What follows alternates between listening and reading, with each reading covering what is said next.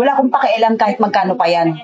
Sinabi ko naman sa'yo, di ba? Kilala ko na may-ari dito at libre ako dito. Customer lang naman yan, samantalang ako kilala naman ako dito. Ang tanga mo naman, sinabi ng maasakit pag dumugo yan babayaran mo ko, pagagamot mo yan. Dahil sa hindi ginagawa mo sa akin, lalayas na ako dito.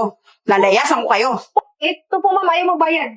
Anong problema dito? Nakikialam ka. Customer ka lang naman Ako may-ari dito. Hindi mo ba alam yun? Good morning, ma'am. Welcome to Hollywood Ako Salon. nga pala magpapa-pedicure, manicure ako. Ay, sure po. Upo lang po kayo dun. Libre lang to kasi kilala ko yung may-ari dito. Ay, pasensya na po, ma'am. Wala kasing nasabing ganun yung may-ari eh. Tsaka kung hindi kayo magbabayad, ako po yung makakabayad. Hindi mo ba ako kilala kung sino ako? Hindi po. Tatanga-tanga naman tong empleyado na to. Hindi mo na kailangan sabihin pa sa may-ari. Dahil kilala ko na may-ari, close kami, hindi mo ba alam kung sino ako? Pasensya na po, ma'am, ha? Hindi mo na kailangan, bilisan mo. Bilisan mo. Bilisan mo, nagmamadali ako. Ma'am, ano po bang papagawa niyo? Gusto ko acrylic. Gusto ko yung mahal na serbisyo.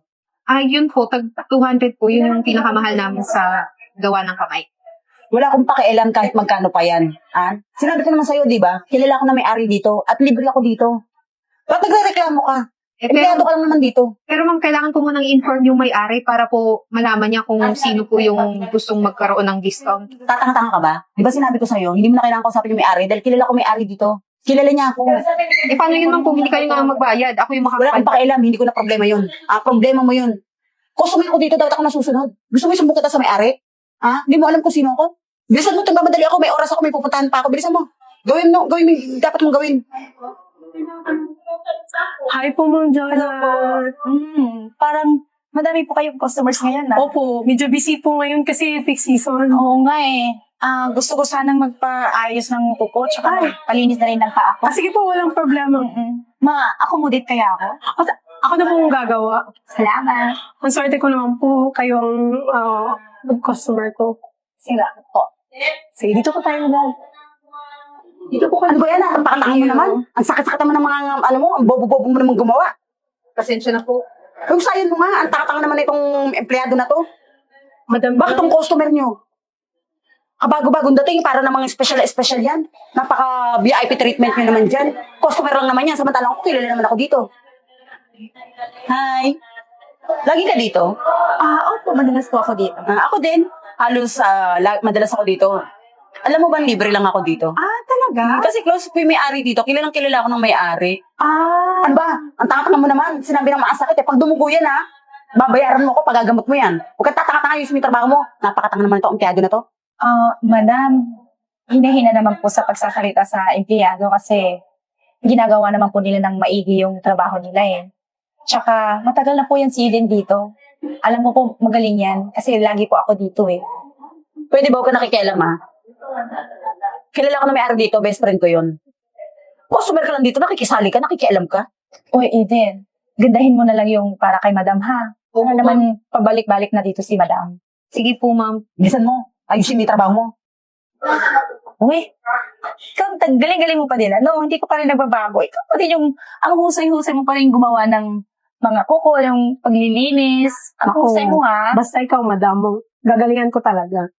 Siguraduhin mo magandang gagawin mo sa akin kesa dyan sa pakialamerang customer na kung hindi, kakalutin ka mukha mo. Ang gigigil ako sa'yo, katanga mo. Rin galing-galing mo pa din. Tsaka napaka ng paglilinis mo sa kamay ko. Naku, madam, basta ikaw, walang problema. Ikaw po ba? Malakas ka sa akin. Talaga ha. Pag masyahan ako sa ginagawa mo, ililibli kita ng hindi mama mo. Kung bait-bait mo talaga, madam. Okay lang yun kasi nga, ang galing mo ang bait-bait mo pa. Kasi mabait din naman kasi kayo sa amin. Wala yun. Wow, ang ganda naman. Ang ganda naman din. Thank you Wow, gusto ko yung kulay na nilagay mo. Napakaganda yung Ba't ang ganda-ganda ng gawa na ito? Sa akin ang pangat ang gawa mo. Ma'am, yan naman po yung sinabi niyo gawin. Customer lang yan. Hindi ako nagaganda sa ginawa mo. Nakita mo? Babayaran mo ako dahil sa ginawa mo. Hindi ko nagustuhan. Mamili ka, patatanggal kita o babayaran mo ko. Ma'am, ang ganda nga po ang kulay na pinili nyo. Ang ganda. Ano bagay maganda? bagay na Kumpara bagay mo sa... naman sa gawa sa'yo o sa gawa sa akin. Hindi ako satisfied. Alam mo ba? At huwag ka nakikialam. Customer ka lang dito. Pwede ba? Dahil sa hindi mo ginagawa mo sa akin. Lalayas na ako dito. Lalayasan ko kayo. Opo. Ma'am, saglit na. Ma'am, wag po. Ma'am, saglit lang po, huwag ko yung aalis yung bayad niyo po. Anong bayad yung pinagsasabi mo? Di ka ba nakakaintindi? Kanina ko kasi sabi sa'yo, kilala ko na may-ari dito. At close kami ng may-ari, best friend ko yun. Ma'am, hindi po kayo kilala ng may-ari. Tsaka, Ano hindi kilala? kung best friend po kayo, kanina pa kayo binati. Tatanga-tanga pa na, ba't ako babatiin? Wala naman dito yung may-ari. Huwag ka nang tatanga-tanga. Eh, ma'am, pero bayaran niyo po. Bakit kita babayaran? Ano ginawa mo pala mo sa akin? Scammer ako? Ha? Ginagawa mo pa akong, alam mo, buraot ako dito? Pumunta ako dito para lang mag-scam? Kung sige na po, baka Ay, ikaltas sa saldo ko eh. Wala akong pakialam kahit kaltas na sa soldo mo. Wala akong pakialam kahit natanggalin ka pa. Susunod huwag kang tatanga-tanga sa mga customer dito. Tatandaan mo kung ano yung mga... Ano ba problema dito? Ito po, ma'am, ayaw magbayad.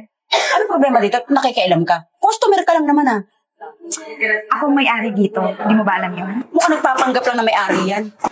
Siya po talaga yung may-ari dito ng salon. Siya po si Miss Jonah. Tsaka lagi po siyang nandito sa salon para bisitahin yung mga staffs niya. Minsan po, nag-a-assist din siya sa mga customers. Ako ang may-ari dito. Ay, Jonah, ikaw pala yan. Ako yung close friend mo nung high school. Anong kilala? Hindi nga kita kilala eh. Wala akong matandang ganyang mukha nung high school. Ano ka ba? Close na close nga tayo nung high school. Wala akong close na ganyang ugali nung high school.